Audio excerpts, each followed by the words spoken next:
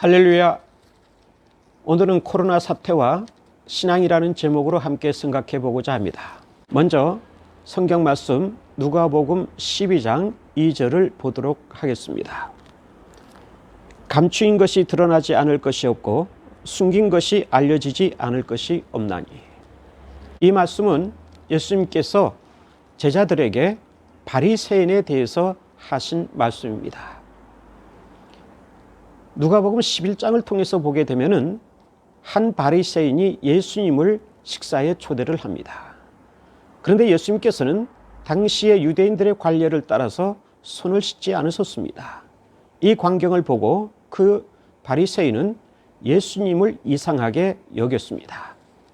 이때 예수님께서 그 바리새인을 향하여서 너희 바리새인들은 잔과 대접의 겉은 깨끗이 하고 있지만은 너의 속에는 탐욕과 악독이 가득하구나, 이렇게 비난하고 질책을 합니다. 더 나아가서는 바리새인들은 의식을 지키고 11조를 잘 드리지만은 그들은 하나님의 사랑을 버렸다고 호되게 비판하는 것을 볼 수가 있습니다. 그러고 나서 누가복음 12장에 이르러서는 예수님께서 제자들에게 바리새인들의 누룩, 즉 바리새인들의 외식을 주의하라고 경고를 합니다.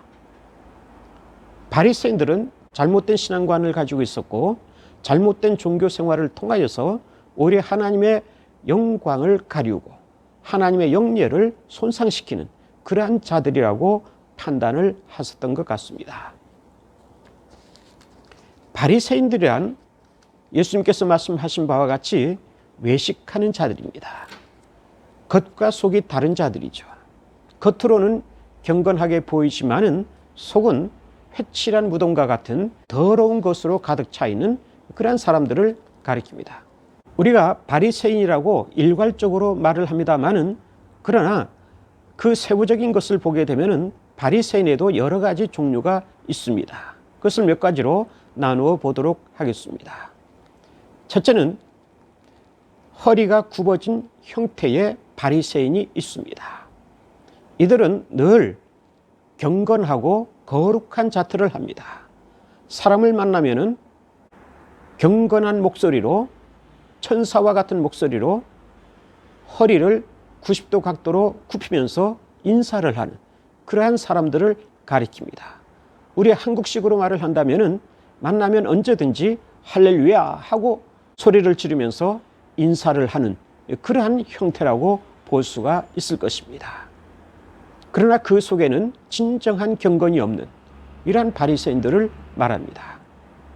두 번째는 어깨 으쓱형의 바리새인이 있습니다. 이들은 조그만 선한 일을 하더라도 그것을 자랑하고 싶어서 떠들어대는 사람들을 말합니다.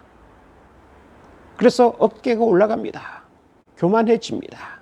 그래서 자기 자신을 늘 다른 사람에게 나타내 보이고 싶어하는 그러한 욕구에 빠져있게 되는 것이죠. 이러한 바리새인들을 가리켜서 어깨 으쓱형이라고 하는 것입니다. 세 번째는 잠시 대기형 바리새인이 있습니다. 이들은 말 그대로 잠시 대기하고 있는 그러한 사람들을 가리킵니다.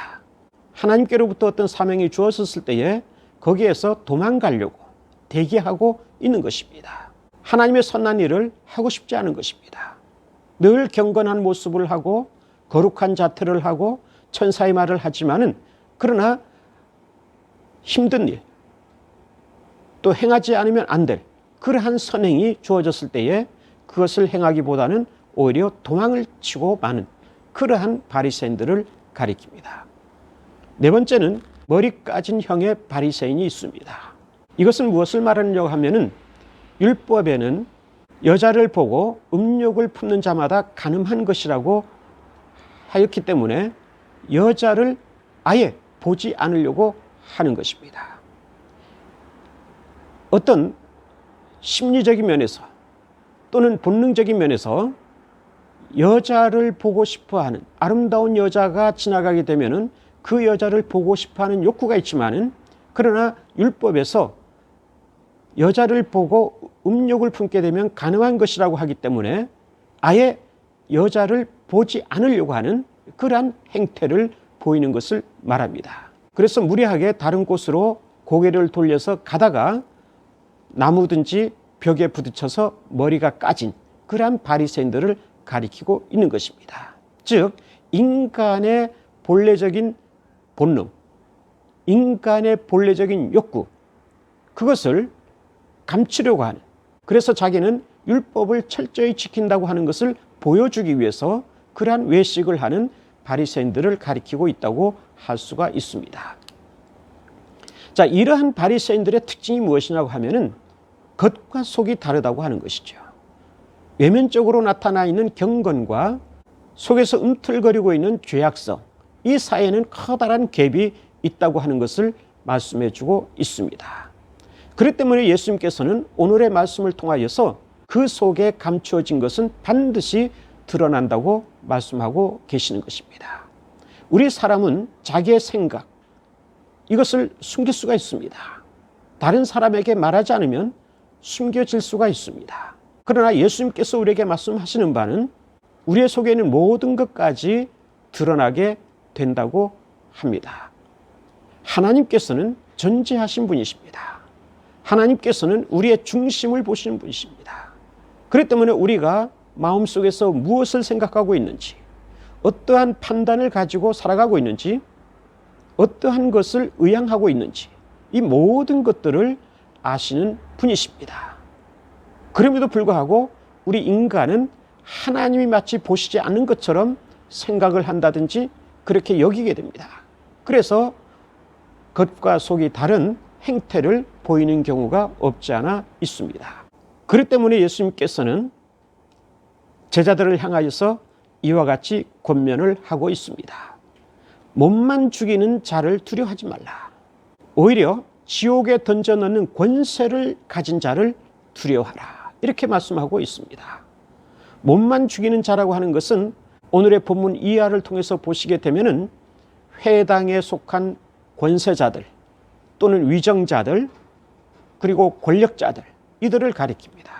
그러나 지옥에 던져넣는 권세를 가진 자는 하나님을 가리키고 있습니다. 따라서 외형적으로 어떠한 권세를 두려워할 것이 아니라 진정으로 영원에 관계된 심판의 능력을 소유하고 계신 하나님을 두려워하라고 말씀하고 계시는 것입니다. 오늘 우리는 코로나 사태를 맞이하고 있습니다. 생각했던 것보다 이 코로나 사태는 굉장히 오래 지속되고 있는 것을 볼 수가 있습니다. 물론 코로나 사태가 어떠한 연유에서 시작이 되었고 어떠한 이유로 만연되고 있는지 우리는 모든 것을 알 수는 없습니다. 그러나 하나님께서 이 사태를 통하여서 우리에게 행하고자 하시는 한 가지 사실이 분명히 있다고 생각을 합니다. 그것은 바로 무엇이냐 하면은 이 사태를 하나의 우리의 신앙의 시금석으로 삼고 있다고 하는 것입니다. 바꿔서 말씀을 드리면은 진정한 신앙을 가진 자가 누구인가? 아니면 바리새인과 같은 외식하는 신앙을 가진 자가 누구인가 하는 것을 구분하는 그러한 판단의 기준이 될 수 있다고 하는 것입니다. 코로나 사태를 통하여서 신앙이 있는 사람과 신앙이 없는 사람, 신앙이 깊은 사람과 신앙이 옅은 사람, 이러한 사람들이 구별이 될 수밖에 없다고 하는 것입니다. 결국 이 코로나 사태 속에 있어서 진정으로 하나님을 사랑하는 자가 누구인가? 그 사람이야말로 진정한 신앙을 가진 사람이라고 인정할 수 있다고 하는 것입니다. 그러나 하나님을 사랑하지 않는 사람은 바리새인들처럼 외식을 하게 된다고 하는 것입니다. 겉으로는 경건한 척하고 겉으로는 그리스도인다운 삶을 사는 것처럼 말을 하지만은 그러나 하나님께서 보실 때에 그 속에는 거짓이 가득하다고 하는 것을 말하고 있습니다. 그리스도인이란 어떠한 존재입니까? 영원전에 하나님께 선택을 받은 사람을 가리킵니다. 하나님의 백성을 말합니다. 하나님의 나라에까지 보장된 그러한 사람을 가리킵니다. 이러한 선택을 받은 그리스도인에게는 하나님을 사랑하는 진정한 마음이 있습니다. 어떠한 상황이 펼쳐지든 어떠한 사태가 도래하든 어떠한 국난이 있든 상관하지 아니하고 하나님을 사랑하게 됩니다. 따라서 읽지는 않았습니다마는 누가복음 12장 10절에 보시면은 이와 같이 말씀을 합니다. 누구든지 성령을 거역하는 자는 사심을 받지 못한다. 이렇게 말씀합니다. 성령의 활동하심, 성령의 역사하심, 이것을 거절한다고 하는 것은 신앙이 없다는 것을 입증하는 것이죠. 신앙이 있는 사람, 영원전에 하나님의 선택을 받은 사람은 성령의 역사하심을 느끼고 또 그것을 수용하고 성령의 다스리심에 순종하려고 합니다.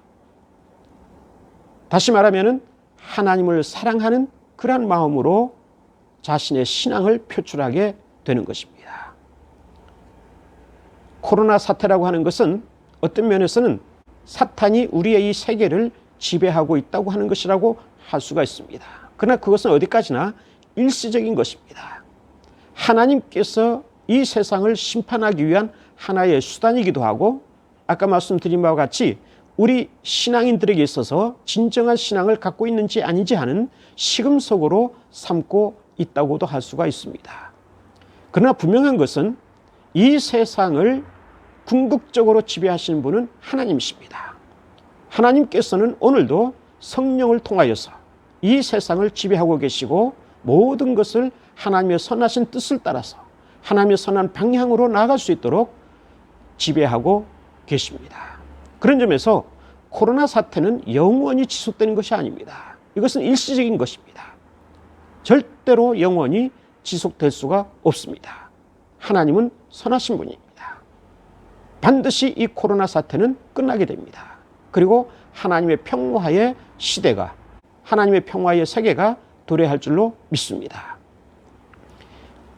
이 코로나 사태가 끝났을 때에 우리에게 극명하게 나타나는 결과가 있습니다. 즉, 누가 이 코로나 사태 속에서 진정한 신앙을 가지고 그것을 이겨내느냐 하는 것입니다.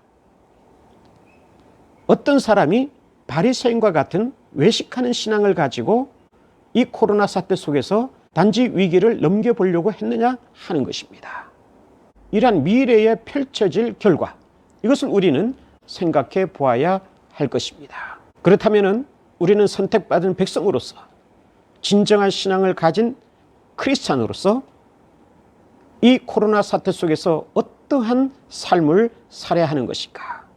어떠한 우리의 마음을 하나님께 내어보여야 하는 것인가? 하는 것이 굉장히 중요하지 않을 수가 없습니다. 저는 이 하나님께 대한 사랑의 표현, 이것을 예배에서 찾아볼 수 있다고 생각을 합니다. 예배라고 하는 것은 하나님을 사랑하는 그 표현의 하나의 방법이지만은 또한 궁극적 방법 가운데 하나라고도 할 수가 있겠습니다. 하나님을 진정으로 예배하지 않은 사람은 하나님을 진정으로 사랑하지 않는 사람이라고 할 수가 있습니다. 하나님을 진정으로 사랑하는 사람은 하나님께 진정으로 예배를 드린다고 할 수가 있습니다. 물론 오늘날 코로나 사태로 인하여서 많은 교회가 예배를 온전히 드리지 못하는 경우가 많이 있습니다. 그러나 우리는 교회를 탓해서는 안 됩니다. 한 사람 한 사람의 그리스도인은 그 마음속에 하나님께 예배 드리고자 하는 의향과 열정과 참된 마음을 가지고 있지 않으면 안 될 것입니다. 그런 점에서 저는 이와 같이 말씀드리고 싶습니다. 될 수 있는 한 주일에 공예배를 드리는 교회를 찾아가서 거기에서 하나님께 예배를 드리려고 노력을 하라 하는 것입니다. 자기가 출석하는 교회가 예배를 드리지 않는다든지 아니면 예배의 인원을 제한시켜서 갈 수가 없다면 다른 교회에 가서라도 예배를 드리려고 하는 그러한 적극적인 노력과 최선의 마음을 기울이지 않으면 안 된다고 하는 것입니다. 물론 그렇게 함에도 불구하고 그 마음에 진정으로 하나님을 예배하고 하나님에 대한 사랑을 나타내 보이고 싶지만 그럼에도 불구하고 여러 가지 상황에 막혀서 다시 말하면 예배를 드릴 수 있는 곳이 전혀 없다든지 그랬을 때는 우리가 집에서든지 아니면 다른 방법을 통해서 예배를 드릴 수밖에 없을 것입니다. 그러나 그렇지 않은 경우에는 될 수 있는 한 우리는 공예배를 드리는 그러한 교회를 찾아가서 하나님 앞에 예배를 드리려고 하는 그러한 노력을 기울여야 할 것입니다. 그것이야말로 하나님을 사랑하는 사람이라고 할 수가 있습니다. 온갖 핍박과 고난을 이겨낸다고 하는 것은 바로 이러한 측면에도 있습니다. 우리가 예배를 드리는 교회를 찾고 찾아서 거기에 가서 예배를 드린다고 하는 것 쉽지가 않은 일입니다. 그것도 하나의 고난일 수 있을 것입니다. 그러나 하나님을 향한 고난입니다. 하나님을 사랑한다는 의미의 고난입니다. 하나님을 사랑한다고 하는 것을 입증해 보이는 고난이라고 할 수가 있습니다. 이러한 고난, 이러한 하나님을 향한 사랑, 이것을 잃어버리지 아니하고 계속 지킨 사람, 그 사람이야말로 코로나 사태가 끝났을 때에 너야말로 진정한 신앙인이다. 너야말로 모든 고난을 이겼다. 내가 너를 인정한다 하는 축복을 받게 될 줄로 믿습니다.